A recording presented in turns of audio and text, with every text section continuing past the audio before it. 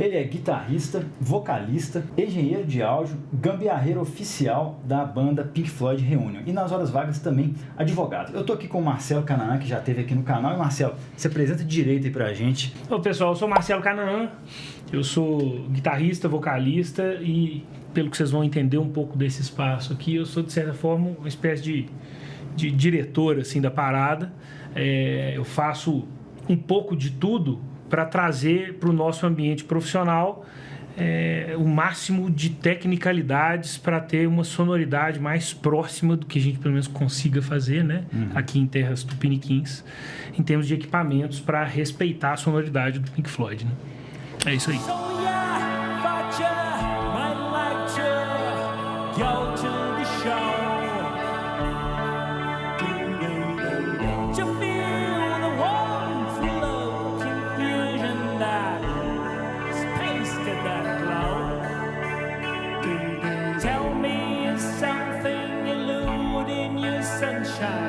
Is this not what you expected to see?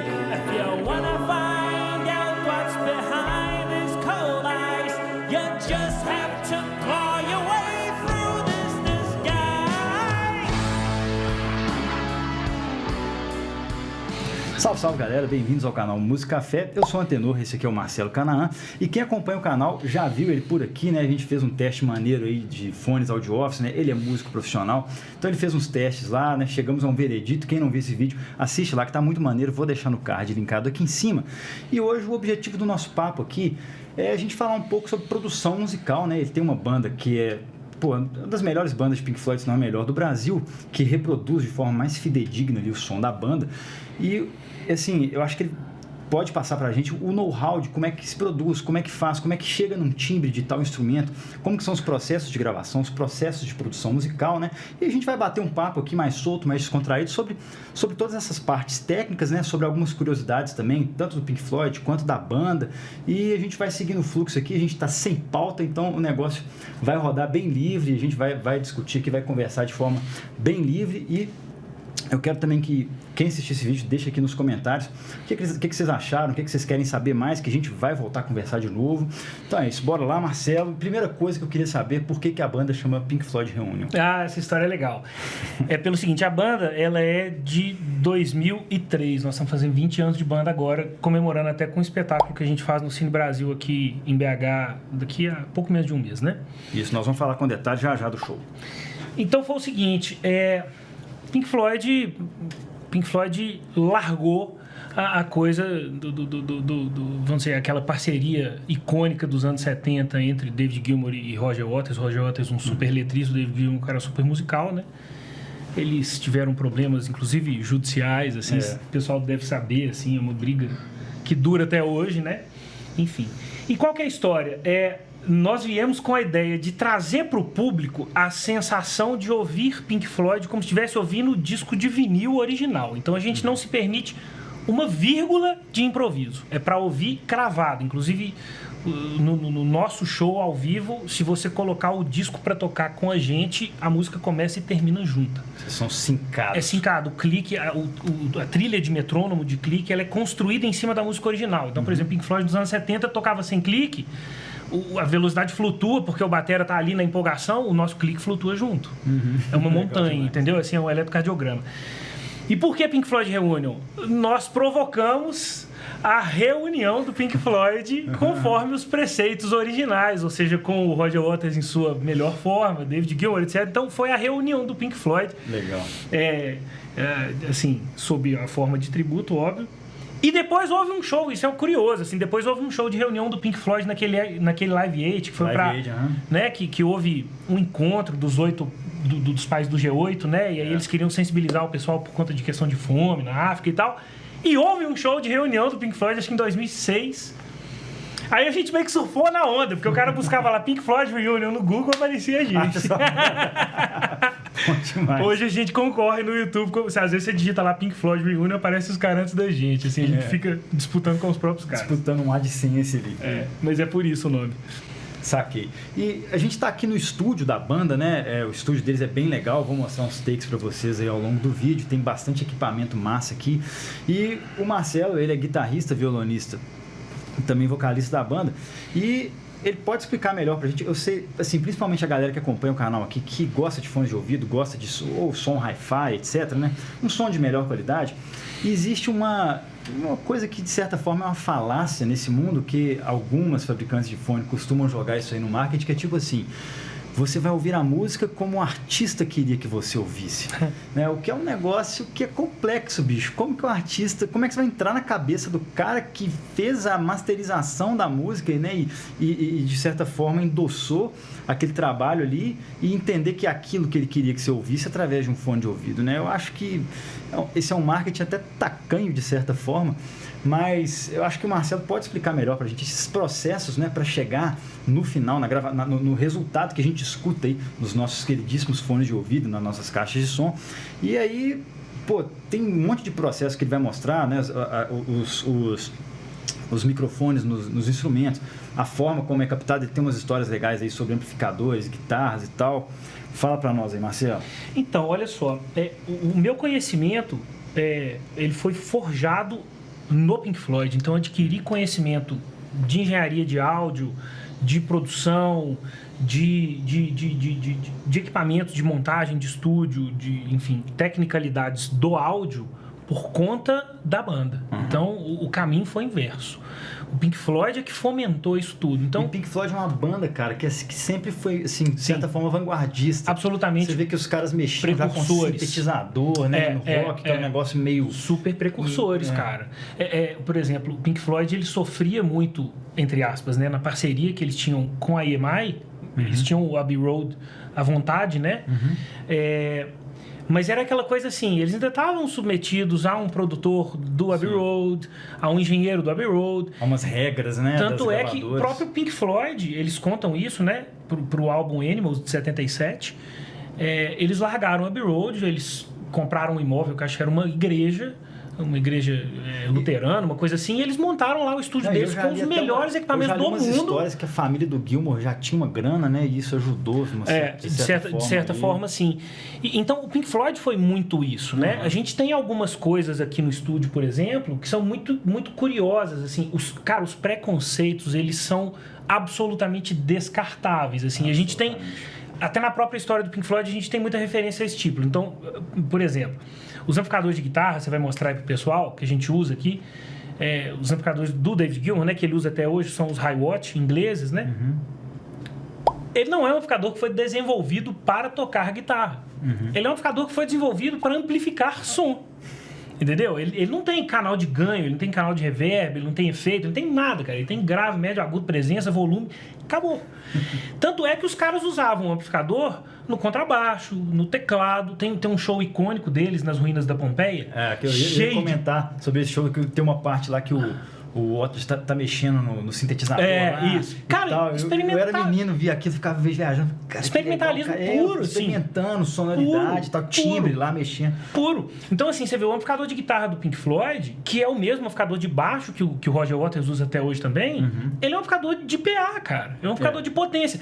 Se você quiser ligar ele numa caixa que tenha uma corneta, um médio, um woofer, ele vai... A gente vê pelo tamanhozinho da criança ali no canto do estúdio. Cara. Que é bravo. Entendeu? Inclusive os alto-falantes da caixa de som que o Gilmour usa até hoje de amplificador é alto-falante de PA com o centro do cone de alumínio, sabe? Então, assim, não é Marshall, não é Fender, não é Vox, aquelas coisas assim. Não, pra tocar guitarra tem que ser... E não é à toa que você vê, possivelmente, ele é o cara mais apreciado no mundo guitarrístico como o cara que mais timbra guitarra no mundo. São os timbres de guitarra... Possivelmente, assim, ele aparece entre os guitarristas mesmo como o cara que tem o timbre mais incrível de todos, né? De usar efeitos bem, de ter... Você vê, o cara vai desde um timbrezão pesado, tipo um solo de time, assim, a gente pode até mostrar aqui um pedacinho, até aquela coisa viajando de Shine Crazy Diamond e tal, né? Aquilo é sensacional. Você vê o delay, né? O delay que ele usou muito, a gente tem um aqui também, que é uma Binson Ecoré, que é um equipamento italiano do final dos anos 60 início dos anos 70. Dá pra ver que o bichinho é original, viu? Porque tá ali no estado. No estado. Tá no que estado. É uma cabeça, é um disco magnético, onde você tem uma cabeça de reprodução e 4 cabeças, quer dizer, uma cabeça de gravação e 4 cabeças de reprodução E aquilo ali gera o eco. É completamente Gera o delay. analógico, absolutamente né, velho? Ele vai analógico, gravando cara. e tocando. Ele vai ao mesmo gravando e tempo. tocando e vai criando aquela ambiência, aquele eco. Então, ó, igual eu estava explicando, aquele equipamento italiano é que provoca aquela sensação de ambiência, né, de eco. Então, essas repetições são produzidas por ele, né? Eu vou desligar, ó.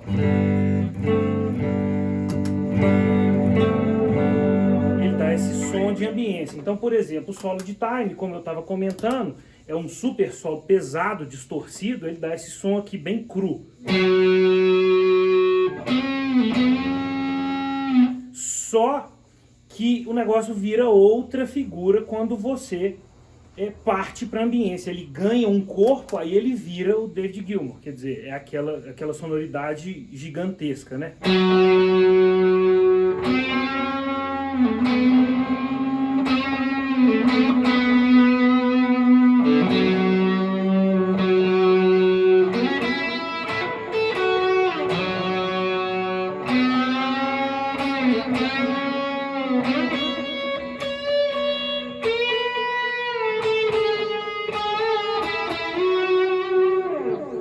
Nessa onda. Então, assim, cara, tem muita coisa que... bateria, por exemplo. Bateria. A gente usa aqui no estúdio a técnica de microfonação do Glyn Johns. Glyn Johns é um engenheiro de áudio, assim, super tradicional, assim, dos anos 60, 70. O cara que gravava The Who, Stones, Beatles, Led, etc e tal. É um cara que gravava bateria com 3 microfones. Entendeu?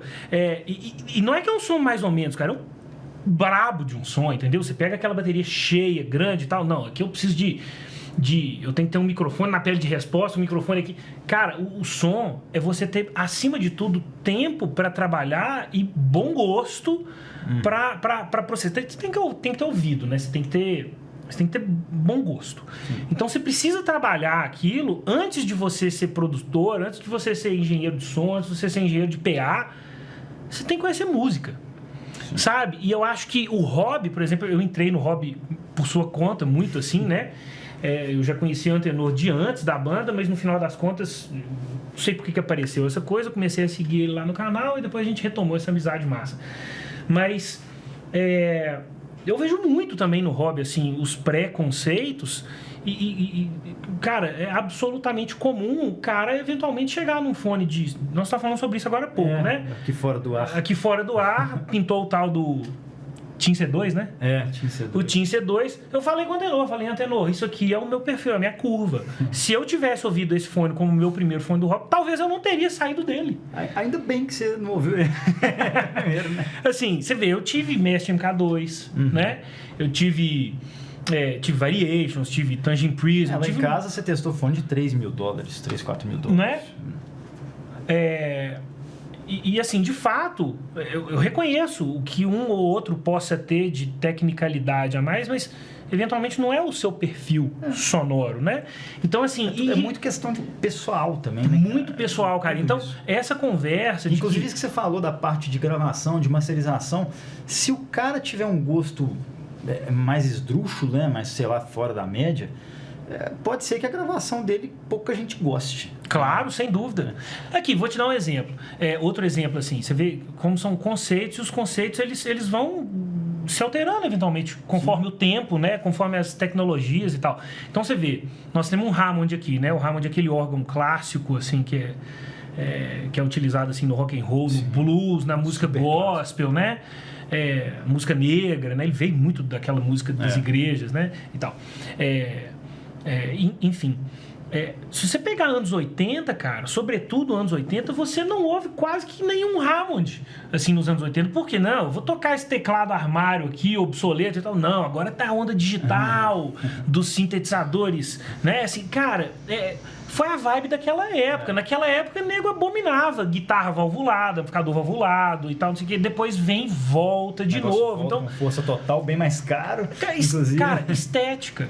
A estética, ela vai moldando ao longo dos anos. Então, você vê, hoje você tem gêneros, por exemplo, que se beneficiam muito mais de um coice no subgrave, por exemplo, para os fones de ouvido, né? Inclusive você vê que essas mixagens modernas, né? Os caras trazem um ganho ali de subgrave e tal. Você vê, por exemplo, eu sou um cara que ouço rock clássico demais. Muitas vezes você me apresentou, não, Marcelo, esse fone aqui tem um subgrave. Eu não ouço esse subgrave.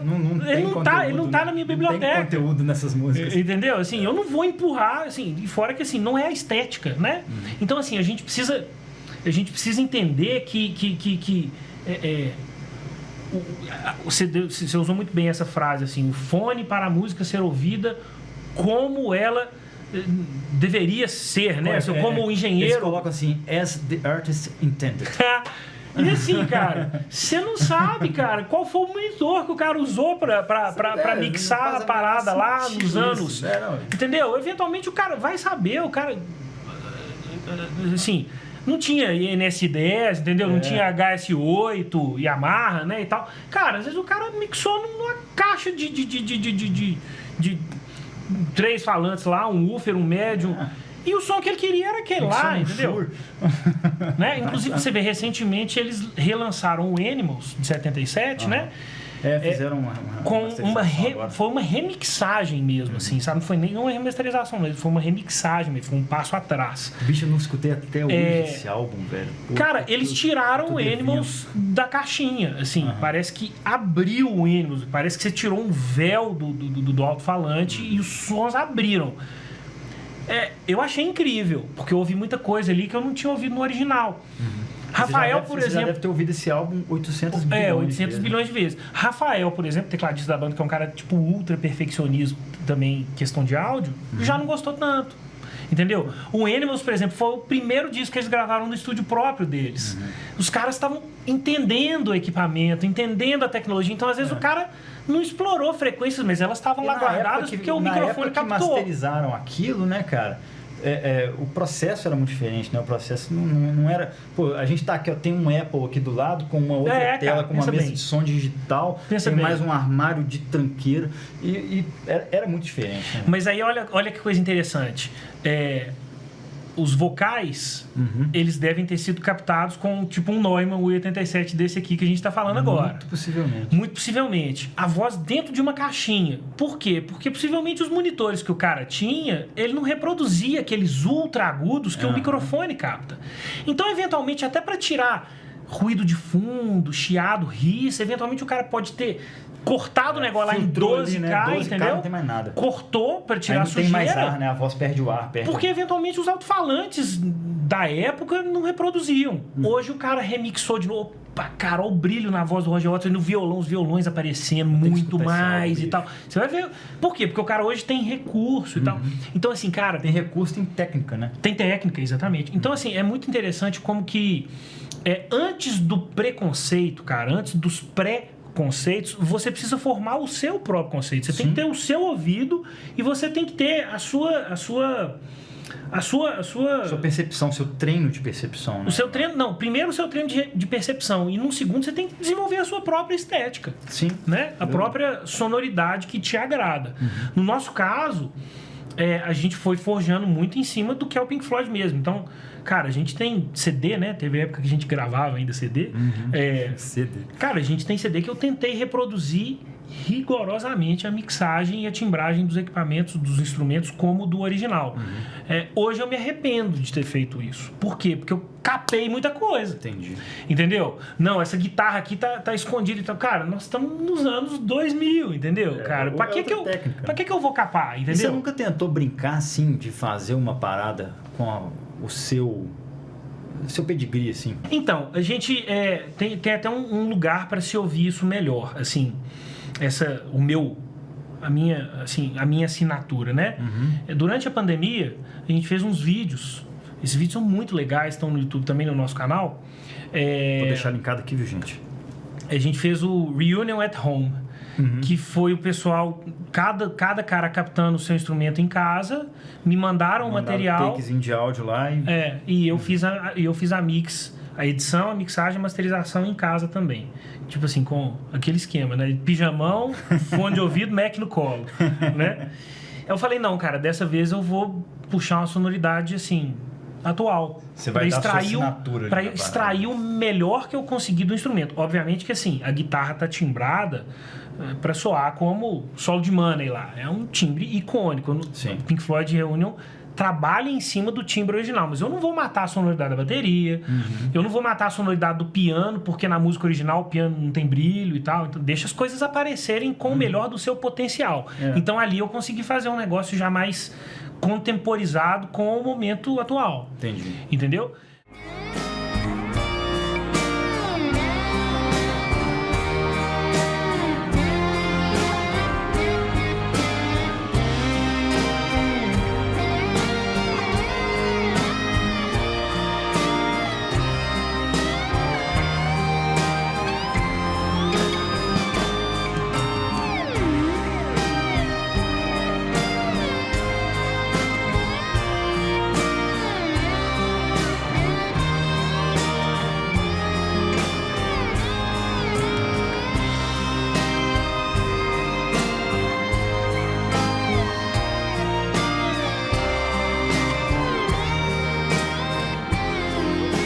E aí você abre o mundo, cara. Porque assim, cara, você pensa bem, naqueles tempos dos anos 70, tudo, rigorosamente tudo que você tinha de efeito, de delay, de reverb, de compressor, de equalizador e tal, cara, era tudo trambolho, como isso aqui, assim, era tudo régua, tudo analógico, né, velho? cara. Bobina e não sei o que. E cara, fora, você imagina, aí você processa no compressor, volta pra fita, entendeu? E aí depois você tem que voltar, putz, qual era a fita onde a voz estava processada sem comprimir?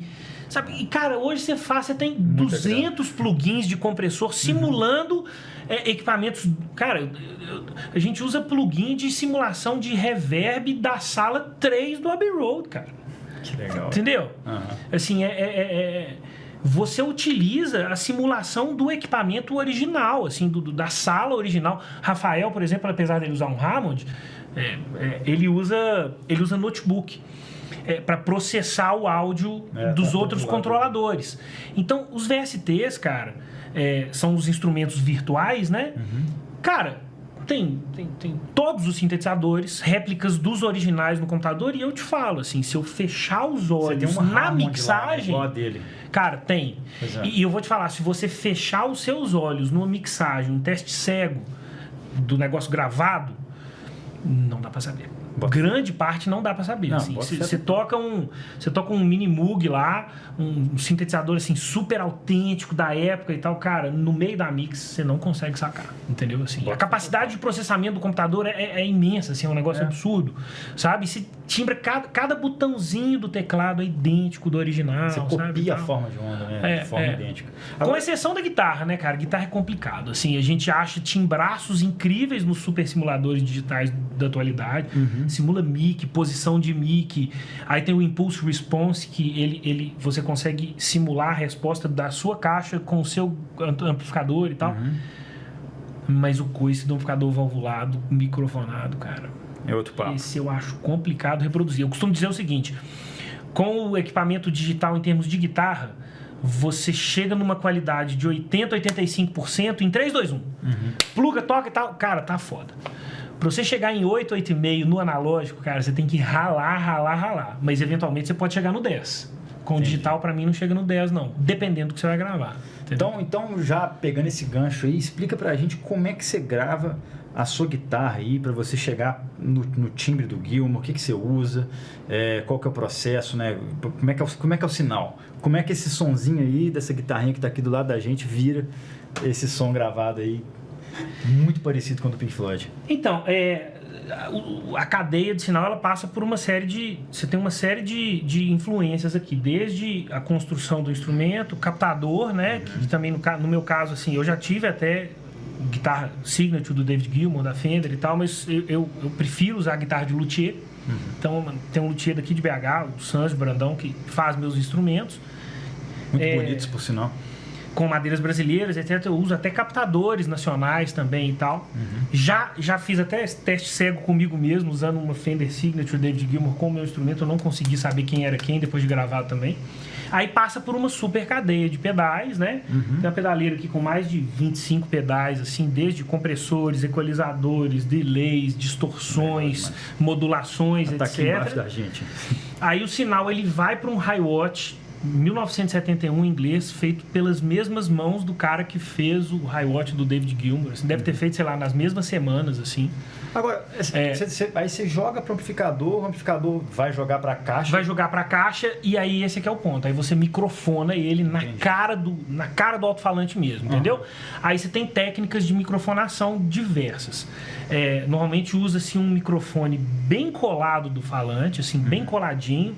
Aí você direciona ou mais pro centro... Só uma dúvida, esse microfone que você usa normalmente é um cardioide? Normalmente é um cardioide, Condensador. para ele aguentar a pressão. É um cardioide condensador? Não necessariamente. O microfone clássico para microfonação de caixa de guitarra é o Shure SM57, que é aquele que é um palitinho. A gente tem um aqui, você vai mostrar pro pessoal. Tem um não, tem vários, que a gente usa para microfonar caixa de bateria, a gente usa ele. O Shure SM57 é um cardioide pau para toda obra, só para você ter uma noção, existe uma lenda de que o Lenny Kravitz, ele usava só SM57 em todos os instrumentos, voz e etc. de toda a gravação dele. Tem um álbum que ele gravou sozinho, né? Todos os instrumentos, ele gravou tudo com SM57. É um super de um microfone, é dos melhores microfones para ao vivo, porque ele aguenta muita porrada. É o mesmo projeto desde a década de 70, entendeu? Clássico. É o microfone que o Gilmour usou para cantar aquele Pulse, né? Em 1994. Tem um microfone de vocal que ele usou no Pulse. Então esse microfone aguenta muito SPL, sabe? Muita porrada mesmo, sem rachar, sem distorcer. Então normalmente é o microfone que fica na boca do alto-falante de guitarra. Entendi. Normalmente usa-se, assim, se você quiser um pouco mais de expansividade, usam-se eventualmente 2 microfones a mais.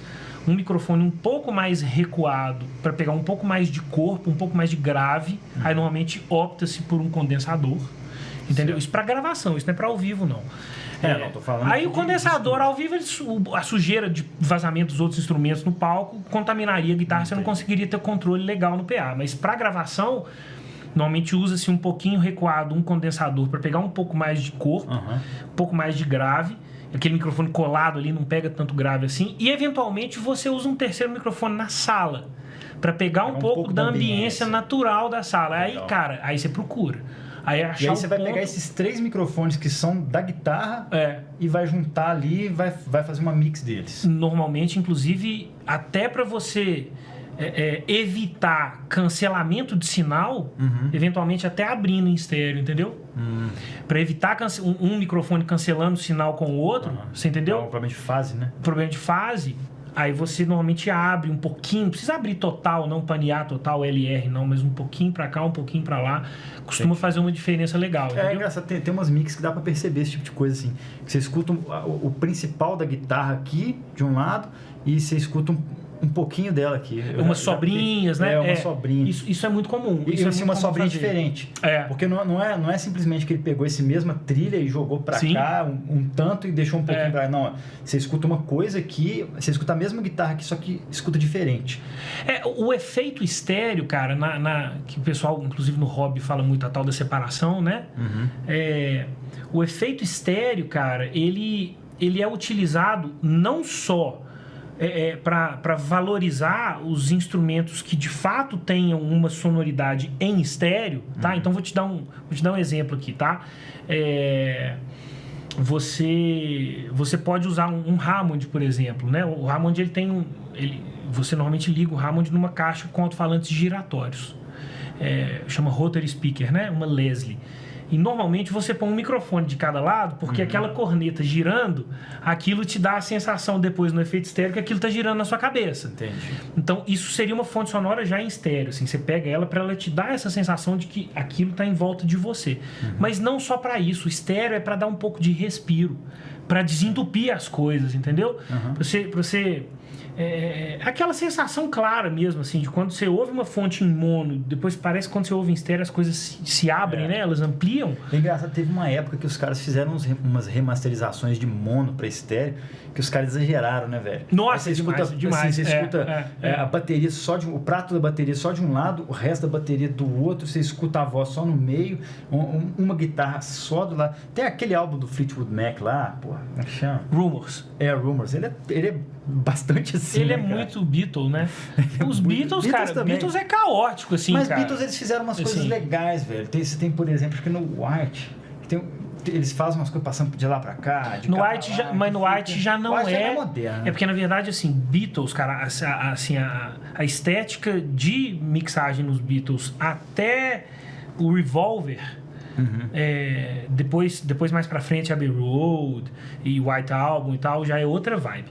Mas assim, até o Revolver, se você panear pra esquerda, panear pra direita, cara, ou então aquele cara que tá trabalhando no escritório só com um fone aqui, sem outro, cara, velho, você não ouve a voz, às vezes você ouve só a bateria. Aqui, quando eu era às vezes você ouve só a guitarra. menino assim, né, era pré-adolescente, adolescente, aí eu tinha um Discman de camelô lá com aqueles buds Sei, que quebrava o fio, e você ficava só com um lado funcionando.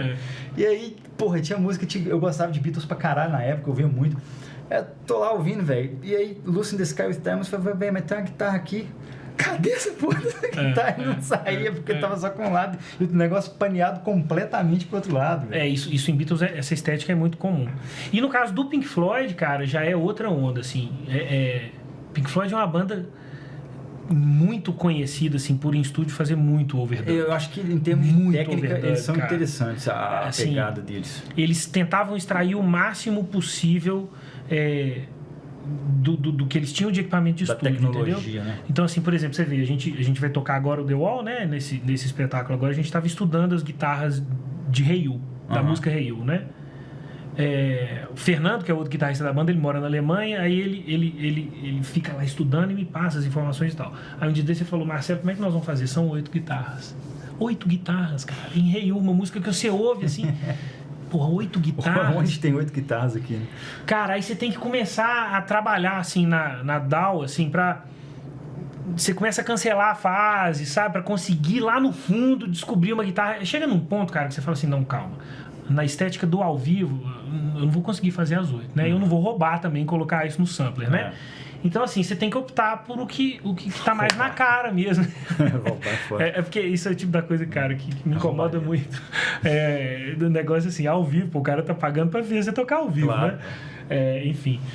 E o próprio Pink Floyd, assim, mais recentemente, eles passaram a soltar uns DVDs áudio, assim, uns áudios mesmo, assim, até no Spotify tem recentemente, de shows da década de 70, sabe? Então, som super cru. Nada a ver com o estúdio, assim. Estúdio, os caras eram, assim, muito, muito perfeccionistas. E, assim, isso foi legal, o que atraiu muito... Você tem uma pegada de estúdio que é legal... E você tem uma pegada de show ao vivo, que eu acho que Pink Floyd, os caras até hoje, velho, teve show recente, você tá com a blusa do Gilmour aí, desse último show que teve no Brasil, né? Foi, eu me arrependo profundamente de não ter ido. Eu fui, meu presente de casamento, assim, minha lua de mel com a minha esposa foi no Albert Hall, vendo o Gilmour lá em Londres. Que legal. Esse foi do Albert Hall. Esse foi do Albert Hall. Pô, deve ter sido do caralho. Mas, tipo, a performance do bicho, o The Wall do Waters, que é aquilo, velho? É a melhor sonorização de show que eu já fui na minha vida no estádio. É incrível. É incomparável. É incrível. De qualquer ponto que você tá do estádio, você tem uma sonorização fantástica. O espetáculo, né? A coisa, a parada crescendo, é tudo show, as luzes, tudo é muito pensado. Muito. E no nosso caso, como o Pink Floyd Reunion, ele tem essa parada de tocar as versões de estúdio originais, né? Do Pink Floyd, é ainda mais desafiador pra gente. Com certeza. Entendeu? Pra gente conseguir fazer ao vivo aquilo que o Pink Floyd... Cara, tem uma foto icônica do David Gilmour na sala 3, né? No estúdio 3 do Abbey Road. 2 ou no 3, não sei, enfim. Ele com umas caixas de amplificador gigantescas, tipo assim, tem um Fender, um Hi-Hat, tem umas 4 caixas assim.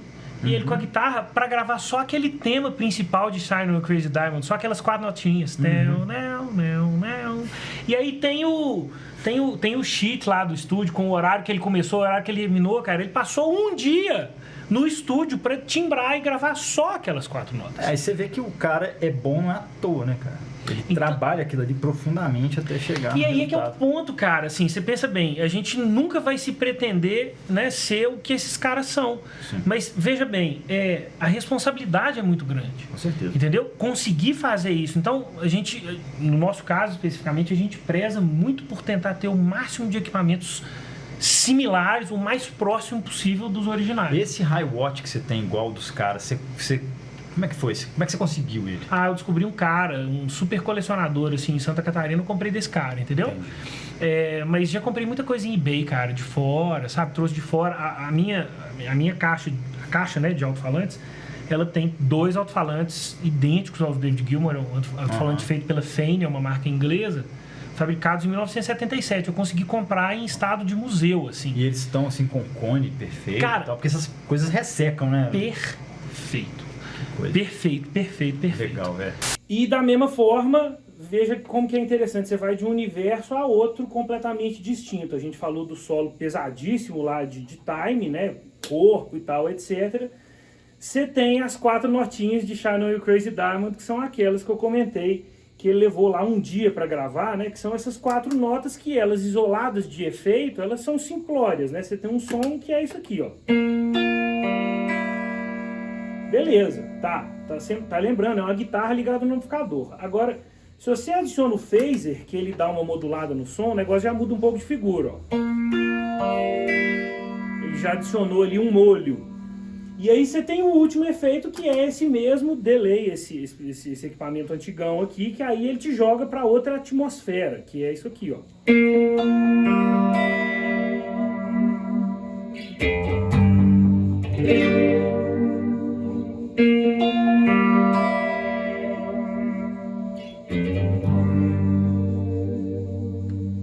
É por aí. E assim, existe alguma ocasião em que você pega a saída da guitarra e já joga direto para um canal de áudio aí sem a parte do amplificador, do microfone? Ou sempre vai rolar esse caminho assim para o trabalho que você faz? No meu caso, sempre. Entendeu? Você tem alternativas. Mas, tipo assim, você pegar uma coisa pura, sabe? O captador da guitarra puro passando pelo efeito ali do pedal e indo pra mesa. O som de guitarra que a gente conhece, ele passa por esse caminho. Ou fisicamente ou virtualmente. Entendeu? Então hoje você tem ferramentas de altíssima qualidade. Você consegue jogar o sinal da guitarra pro computador direto, e você simula aquela situação. Aí você tem tanta alternativa de ter um plugin no computador, né? Um simulador desse caminho todo direto no computador, e você tem também plataformas, equipamentos mesmo físicos, digitais, que fazem todo esse tipo de simulação, como eu falei. Simula até o microfone, o modelo do microfone, a posição que ele vai ficar no alto-falante, o modelo do alto-falante. Assim, cara, eu imagino pra... Tipo, cara, muito artista que não teria acesso, porque, porra, isso é caro pra caralho, né, velho? Tem um setup aqui que custa uma fortuna, uma pequena fortuna. E às vezes para um cara que às vezes é talentoso, mas ele não tem essa grana para fazer um trabalho em casa, assim, pode ser, você abriu portas, né, velho? Você ter esse tipo de possibilidade hoje. Cara, deixa eu fazer o mesmo paralelo do hobby. Sim. Do hobby de fones, entendeu? Hi-Fi. Cara, veja bem, você hoje ouve música de altíssima qualidade, cara, num fone de 100, 150 reais, cara. Entendeu? Exatamente. Cara, nós que somos... A nossa geração é millennials, né? Eu sou millennial, você não sei. Acho que nós temos mais ou menos a mesma idade. Cara, olha só. O som que a gente ouvia quando criança era muito ruim, cara. Cara, inclusive... Era muito ruim. Eu queria bater um papo isso com alguém, porque, cara, eu não sei como é que foi seu processo, sua jornada no áudio, assim, mas a minha primeira busca, por causa disso, foi a busca por graves. Porque nada que eu tinha...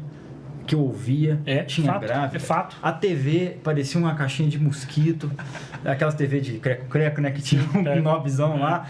O som, o rádio da casa era uma merda, parecia uma caixinha de mosquito. O som do carro era um cocô, sabe? Nada era legal. Aí meu pai tinha um som que depois ele montou um som legal lá com aquelas gradientes antigas que conseguiu, meu pai era colecionador de antiguidade e tal. Aí ele montou um som lá, e aí sim, né? Mas era o som do meu pai, eu não podia chegar nem perto. Aí me restava pegar um fonezinho de ouvido vagabundo, tentar ligar na televisão e ficar lá. Ficava lá, nossa, tentava pôr alguma espuma, alguma coisa para poder deixar melhor. Mas quando começou a aparecer alguma coisa com grave acessível, pô, Shopping Oiapoque, pra quem é de Belo Horizonte, Cara, era onde a gente achava esse tipo de coisa. Cara, eu também foi assim, cara, até, sei lá, até o dia que eu acho que eu tinha, sei lá, uns 17 anos, o meu ex-cunhado foi para os Estados Unidos e trouxe um par de caixas Celestion pra gente, sabe? E eram 2 caixinhas Celestion, cara, do tamanho de um monitor de referência, mas não eram monitores, assim, eram caixas mesmo. Cara, um alto-falante, um wooferzinho de, sei lá, de 6, que tinha uma baita de uma suspensão, cara. Um alto-falante... Tinha uma excursão gigante. Uma excursão gigante, cara. Mas aquilo dava um grave, cara. Um grave seco, tão delicioso, cara. E aí é o ponto. Você entende, assim? Você fala, essa música tinha isso? Então, esse aqui é o ponto, cara, assim, voltando pro assunto, assim, do que você falou. Então, assim, putz, os caras têm lá um super investimento em amplificadores que são relíquias, né? Sim. São réplicas, não são originais da época. Aquele Hi-Watt é original mesmo, né? Cara, ele é assinado por dentro pelo Dave Reeves, que é o mesmo cara que fez o David Gilmour. Ponto a ponto, solda na mão. Não tem circuito impresso, nada. É fio, transistor, capacitor. Os capacitor a óleo desse tamanho. Esse é o original mesmo, entendeu? Assim, e o do Fernando, o irmãozinho gêmeo, é uma réplica da própria Hi-Watt inglesa. A Hi-Watt fabricou um modelo idêntico ao original. Idêntico ao original, que ele até chama Signature Series. Ele é o Signature... E você escuta a diferença de um para outro? Cara, é muito pequena. É muito pequena. É muito pequena, muito, assim. É aquela coisa... É aquela coisa do pequeno detalhe, sabe? Aquela discussão, às vezes, do cara do hobby de fone de ouvido. Não, esse aqui é melhor. Não, aquele é melhor. 2 horas e... achei um cabelinho aqui, ó. Cara, microfonado no PA lá, no show... Diferença não. Zero. No show nada faz diferença. Zero, no show cara. Você tá querendo curtir ali a Zero, vibe. entendeu? Assim, zero. Agora, voltando no gancho dessa parte de gravação, você falou da bateria tá aqui do lado da gente, você falou dessa técnica de gravação que vocês usam aqui na bateria da banda. Conta pra gente mais ou menos como é que é o processo de microfonar a bateria, que eu acho que é um dos processos mais complexos que vocês têm por aqui, né, de microfonar. Então, na verdade, nesse caso aqui, a gente usa uma sistemática bem simplificada, que é a do Glyn Johns, entendeu? É baseada na do Glyn Johns. Qual que é a ideia do Glyn Johns? É ele trazer amplitude para a bateria, ele trazer peso, mas trazer vida ao mesmo tempo. Ela soar grande. Cara, Led Zeppelin, The Who. São baterias imensas, né? Então, qual que é a técnica do Glyn Johns? Ele tem um microfone no bumbo, tá? Captando só o bumbo mesmo, isoladamente. E ele tem 2 mix condensers de diafragma largo, equidistantes da caixa. Um em cima da caixa e o outro atrás do surdo. Um apontando para baixo e o outro apontando para o lado. Eles equidistantes. Aí o que ele faz? Ele abre essa bateria em estéreo. Como é que você mixa esses Ele abre ele abre essa bateria em estéreo. Então o de cima ele fica um pouquinho para a esquerda, o da direita fica um pouquinho para a direita, mas um pouquinho só, porque os 2 microfones estão pegando o conjunto da bateria. E o bumbo ele vai em mono para os 2 canais. No nosso caso, a gente sente falta de um pouquinho a mais de peso de caixa. Entendeu? Então a gente põe um Shure SM57. Você tem mais um microfone ali. Então. A gente põe mais um. Bem ali na posição mesmo que ele fica assim. Ele fica bem próximo do ar, olhando para o centro da caixa. Parece que talvez um ou outro instrumento da bateria fica menos privilegiado, né? Só que o que acontece? No ambiente de estúdio, cara, a gente até utiliza esse redoma de acrílico, né? Porque são muitos microfones, todo mundo na banda canta, tem 3 microfones de backing vocals, então você tem 1, 2, 3, 4, 5, 6 mix, mais o batera canta também, então são 7 mix de vocal. E as frequências agudas, elas passeiam muito mais pela sala, e aí os nossos microfones de voz, eles captam muito prato. Então a gente adaptou a técnica do Glyn Johns, trazendo os mix mais para perto dos tambores, quanto mais aberto o mic fica, mais prato ele pega e menos corpo de grave ele pega dos tambores, né? Então a gente trouxe eles mais para perto, porque o próprio ambiente aqui, os próprios mix de vocal, etc., eles acabam pegando um pouquinho mais dos pratos, entendeu? Você tem um som bem organizado, assim, você tem muito peso por conta dos microfones que pegam principalmente os tambores e acaba que os pratos eles pegam muito na mix, assim, do geral dos mix da sala, entendeu? Saquei. Mas assim, você pega um som super vivo o de som desses batera. microfones, você faz algum tratamento neles ou você joga ele cru e só mixa mesmo? Não, eu faço tratamentos tanto de equalização, uma filtragem, equalização. tanto de equalização quanto de compressão, de gate, entendeu? Por exemplo, na caixa a gente põe um pouco de gate para evitar... Explica pro povo o que o gate faz. O gate, na verdade, traduzindo, é o gate, ele é um portão, né? Então ele abre e fecha conforme o tamanho do impulso que ele recebe. Então, o que o gate faz? Sabe aquele som... O pessoal já deve ter ouvido isso no ao vivo. Às vezes, entre uma música e outra, fica uma vibração. Isso é o som da esteira da caixa vibrando. Às vezes a própria vibração do contrabaixo, o cara tá fazendo um solo de baixo, fica um som. Isso é o microfone da caixa pegando o som da esteira. Por quê? Porque o técnico não pôs gate no microfone no então, canal do microfone. O gate ele só abre quando você tem um impulso. Quando você tem né? um impulso assim. Então você pega, você vai passar o som como baterista. Ô, batera, caixa, pá, pá. Agora eu quero que você pegue forte, pá. Agora qual que é a pegada mais fraca que você tem na caixa aí? Ali você põe o gate pertinho daquilo para ele pegar aquela dinâmica e só dali para frente. Então se no momento que o batera não estiver tocando, se tiver lá um solo de baixo, não vai vir a sujeira. Legal, entendeu? demais. Isso, cara, pro que a gente faz aqui em ensaio. Agora, para fins de gravação, aí não. Aí você usa... Essa bateria aqui tem 3 tons, 2 surdos, 3 rototons. Então você coloca normalmente um microfone na pele da caixa, um microfone só na esteira. Às vezes a gente coloca 2 mix no bumbo. Então, assim, para microfonar essa bateria de forma adequada para gravação, como a gente faz em gravação normalmente, vai mais de 12 canais. 2, 4, 5, 6, 7, 8, 9, 10, 11, 12, 13, 14, 15 microfones. E depois você se vira. E depois você vira. Aí você trata um por um, cara. Aí você vai ouvir o som de cada tom. Esse tom aqui, ele dá uma sonoridade mais aguda. Então, beleza, vamos matar os graves que ele não tem, vamos matar os agudos que ele não, os médios e tal, não sei o quê. Cada um. Você vai timbrando um por um, cara. Pra você ter a sonoridade mais real de cada instrumento que você está captando ali, cada peça da bateria. Mas é trabalhoso. E explica pro povo a compressão também. Nem todo mundo manja. A compressão, qual que é o trabalho da compressão? A compressão, ela vai, da forma mais simplória possível, tá? Ela vai trazer para perto as sonoridades que estão mais distantes e ela vai frear as sonoridades que estão muito próximas, muito fortes. Então, ela dá uma nivelada. Falando de forma assim muito simplória, tá? Ela dá uma nivelada na fonte sonora, mais altos, e os sons mais altos não necessariamente mais equilibrados, mas parados, mais quietos, né? Não mexe nos sons mais altos, mas os mais baixos você joga pra cima. Você tem uma trava, você tem uma trava e você tem a compressão trazendo os que estão para quê? Para nivelar. Sim. Então isso é uma coisa perigosa. Você tem que usar a compressão com muita parcimônia. Quando a gente fala em dinâmica na música, é isso. É porque os sons mais baixos não são tão... Quando você tem uma música com muita dinâmica, o som baixo é baixo pra caramba, o som alto é alto pra caramba. Quando você tem uma música mais comprimida, esses sons mais baixos, eles chegam mais perto dos mais altos e você perde a dinâmica. É o dynamic range. Então, os anos 90 e sobretudo os anos... Loudness War, né? Sim. Então, assim, aquela coisa da rádio mesmo, porque a música ela ficava famosa por conta da rádio, né? Coletâneas também.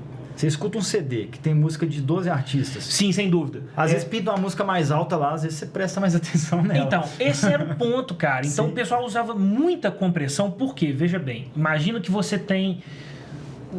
Sei lá, o cara deu uma porrada na caixa da bateria e aquilo ali estourou. Quando a gente diz estourou, né? Ele subiu do 0 dB... Ele rachou. Né? Ou seja, aquele som bateu no teto sem que ele decaísse naturalmente, né? Então, aquilo te obrigava a julgar todo o conjunto sonoro para baixo por causa daquela caixa que o cara bateu com muita força.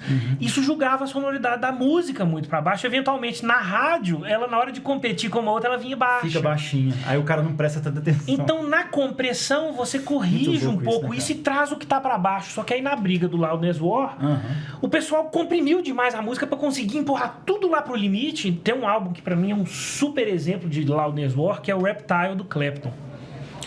É um super álbum, maravilhoso, assim, as músicas são incríveis, mas, cara, é muito chapado. É muito comprimido. Na primeira ruim, música... né, cara? Fica congestionado. Congestionado. As coisas perdem dinâmica. Teve um álbum recente, esse último do Iron Maiden aí, bicho. Caramba, é um dos álbuns recentes, assim, acho que é o mais comprimido que eu já escutei. Comprimido pra cacete. Muito comprimido. E tem Pink dinâmica, Floyd, cara, é uma banda de pouquíssima compressão. Sim, até por isso que eu te questionei de disso. Pouquíssima compressão. É muito dinâmica, cara. Os nossos engenheiros de áudio ao vivo, clássica, né? Os nossos engenheiros de áudio ao vivo, o André Cabelo, que é um super engenheiro de áudio, assim, já ganhou Grammy com o Toninho Horta. Ele costuma falar, cara, passei um por um aqui, deixei tudo alinhadinho, deixa os caras tocar, assim. A dinâmica é nossa, entendeu? O cara não fica ali, o cara trabalha primeira, segunda, terceira. Você tem que trabalhar para o negócio não rachar, né? Pra você não gerar distorção harmônica. E pro cara não atrapalhar a execução do próprio músico, a dinâmica que o cara criou. Pink Floyd tem muito disso, né, cara? Introduções longas. E tem muito som baixinho e muita explosão. Entendeu? É aquela dinâmica de música clássica, quase. E que no nosso caso, assim, é um super desafio para esse espetáculo que a gente faz, né? Que a gente faz com orquestra, esse The Wall, né? Cara, são 76 canais, uma coisa assim, ao vivo, entendeu? De som, por conta de... É uma loucura, né? Você olha aquele monte de cabo no chão, aquele tucho de cabo, você fala assim, cara, e se um cabo desse parar de funcionar no meio do show?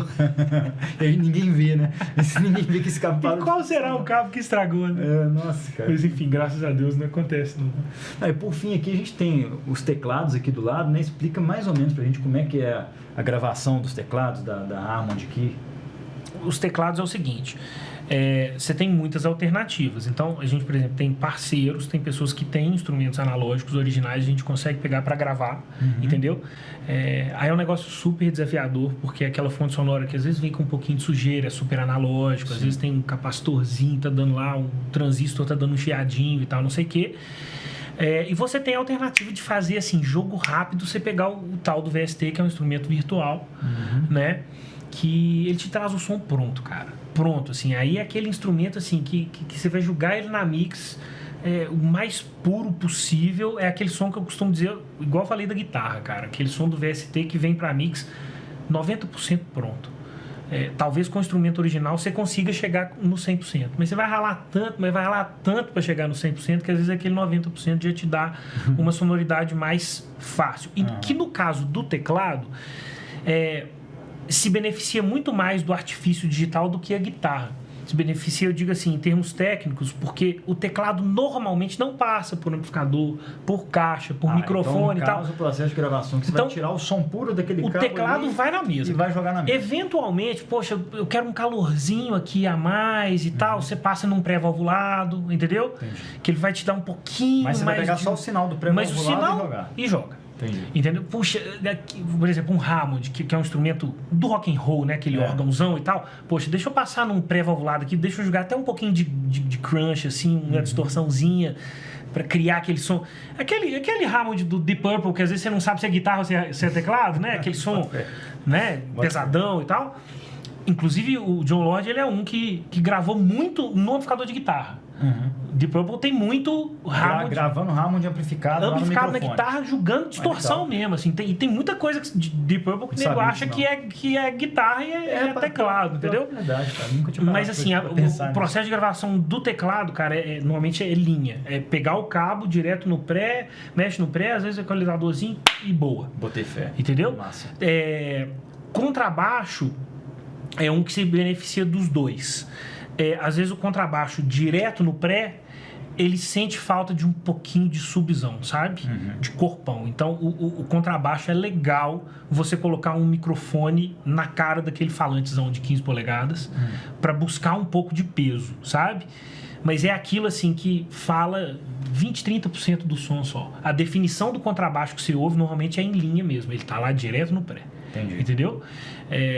Até porque a gravação e reprodução dessas frequências mais extremas, né? Os graves mais extremos e tal, costuma ser um pouco mais complicado. Pouco mais complicado. Às vezes a curva do microfone decai muito ali naquela região. Exatamente. O próprio amplificador, né, nem sempre reproduz essas frequências mais graves com devido peso, né?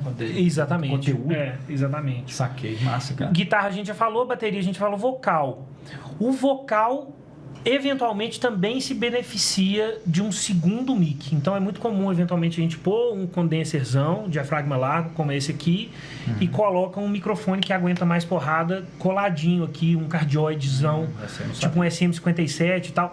Eventualmente você se beneficia disso, sei lá, numa gravação de um Robert Plant da vida, você entendeu? Eventualmente o condenser vai ficar muito gritão, ele vai pegar muita definição, ele, sabe? Vai pegar muita garganta.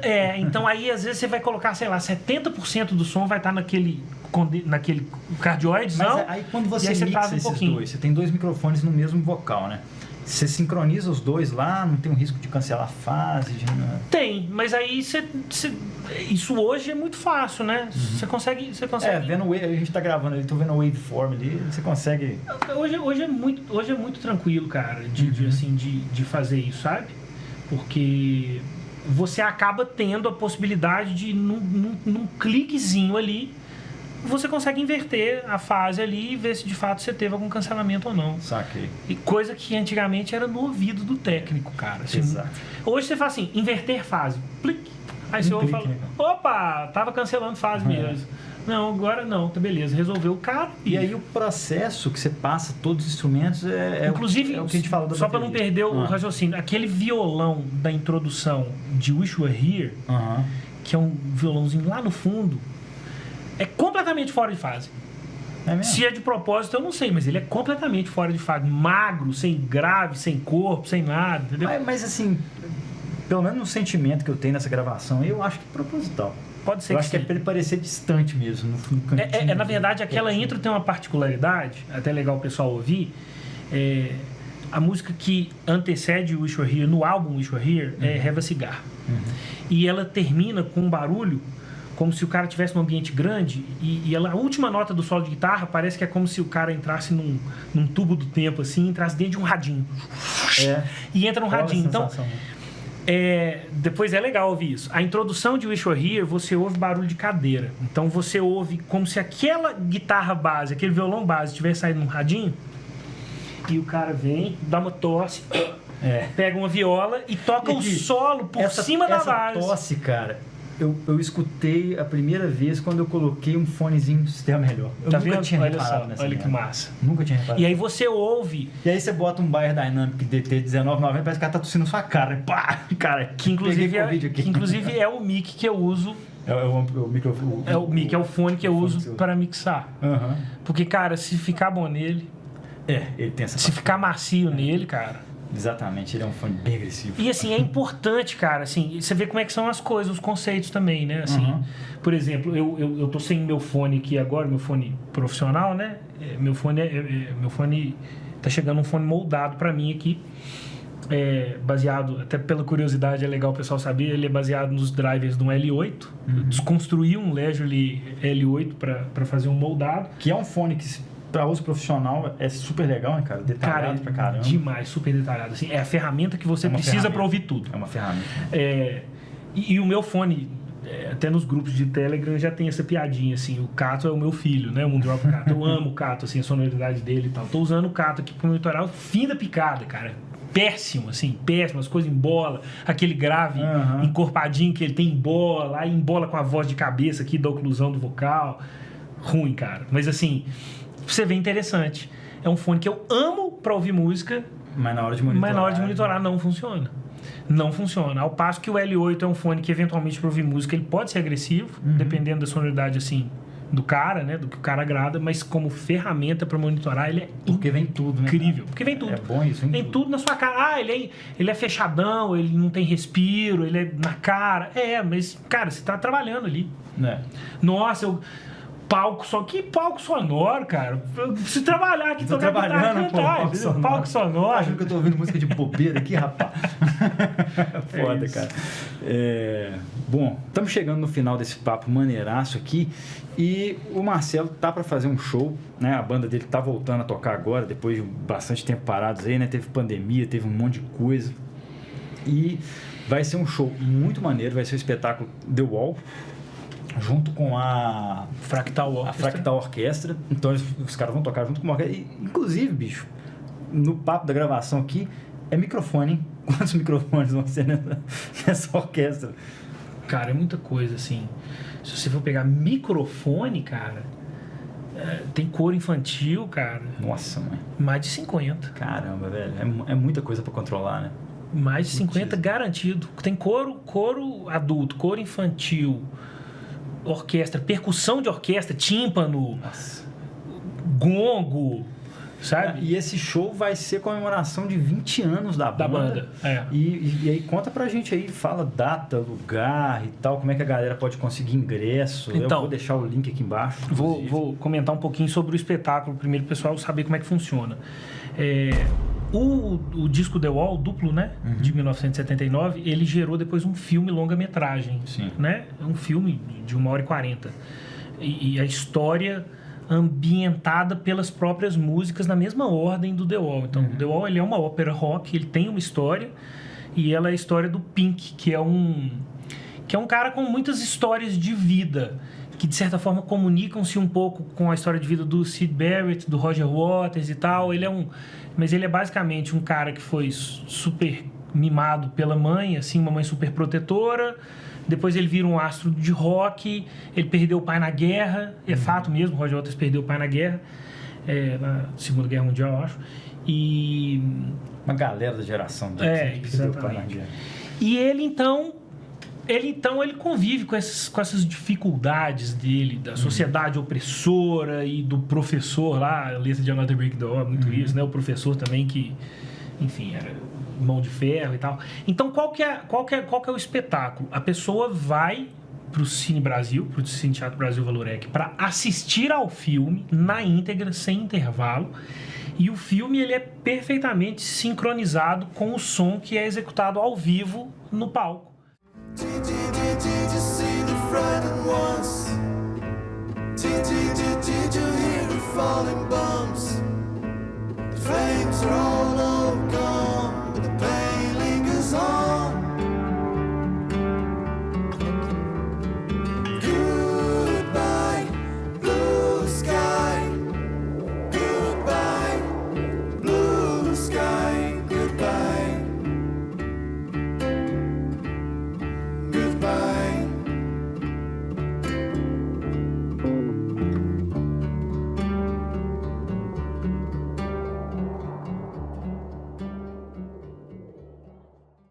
Isso é legal, cara. Então você vê os diálogos entre as músicas e a música começa assim, o personagem ele tá cantando na tela e nós estamos cantando no palco perfeitamente sincronizado com o que você tá vendo uma tela gigante, assim, a tela cobre o palco inteiro. É uma tela de cinema mesmo. É uma tela de cinema, que no caso do Cine Brasil é muito legal, porque o Cine Brasil era um cinema, assim, era o maior cinema, acho que ele chegou a ser o maior cinema do Brasil. Ó, essa eu não sabia. É um cinema... De Belo Horizonte, sim. Um cinema com plateia de 1000 pessoas, cara. Imagina o tamanho dele. Eu acho que ele até perdeu capacidade, porque hoje as poltronas são mais confortáveis. Acho que antigamente ele cabia mais de 1000 pessoas, acho que era 1.500 pessoas assistindo um filme. E a boca de cena é muito alta, é muito grande. Então você consegue uma projeção enorme, a banda no palco e a orquestra no fosso. Então o pessoal costuma falar assim, é uma experiência sinestésica, assim, absurda, deve ser sabe? muito massa. O cara não sabe pra onde olha, se ele olha pro filme, pra orquestra e tal, maestro. É uma coisa linda, assim, incrível. Então são mais de 50 músicos executando aquilo ali ao vivo, enquanto a pessoa assiste ao filme. É um espetáculo, assim, um super sucesso de público, cara. Todas as vezes que a gente faz, assim, esgota. Então, quem tiver interessado, cara, tem que correr, porque tá vendendo, assim, igual água. Que bom, velho. Fico feliz demais. E é bom, né? Que é o retorno seus aí. E é o retorno nosso aí, comemorando 20 anos de banda. Espero que a gente não passe mais por um hiato tão longo. Eu acho que já deu, né, de pandemia. Já deu pra todo mundo, cara. Então, Não os aguenta ingressos, pessoal, podem ser adquiridos na bilheteria do Cine Teatro Brasil Valorex. O Cine Brasil fica ali na Praça 7, né? No meio, no coração de Belo Horizonte, sabe? Né? No coração de BH. Ou no site Eventim. Só digitar lá Pink Floyd Reunion no Eventim que vai encontrar o link certo. São 2 datas, 18 de março, sábado, ou 19 de março, domingo. Sábado às 21 horas, domingo às 18 horas. É isso aí, é um espetáculo muito, muito, muito emocionante. Bom, gente, vale a pena aí, com certeza. Que não se arrependerão. Eu vou, sem dúvida.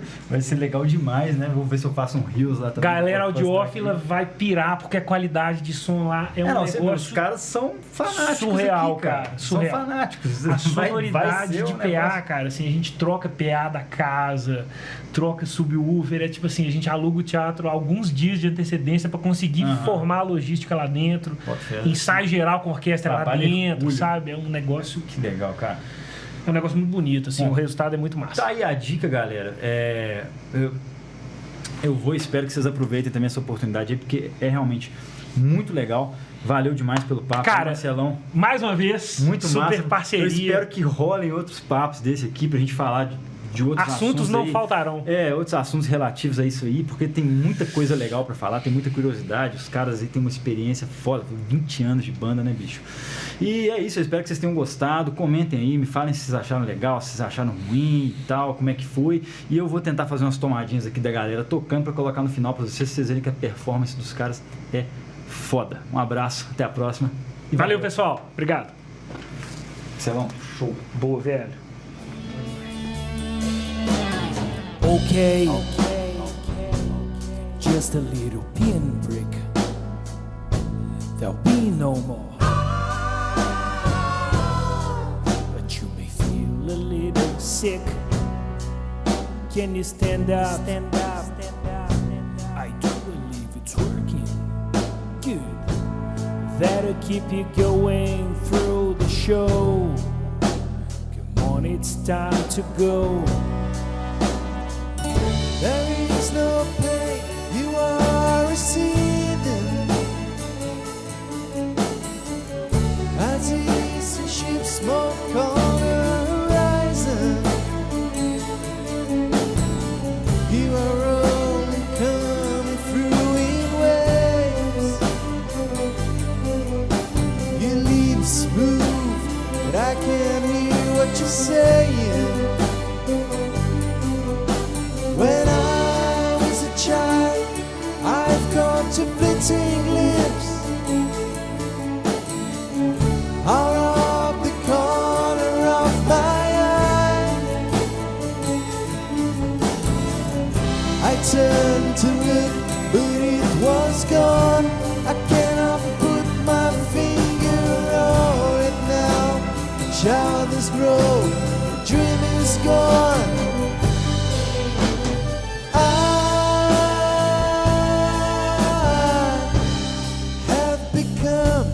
Comfortably numb.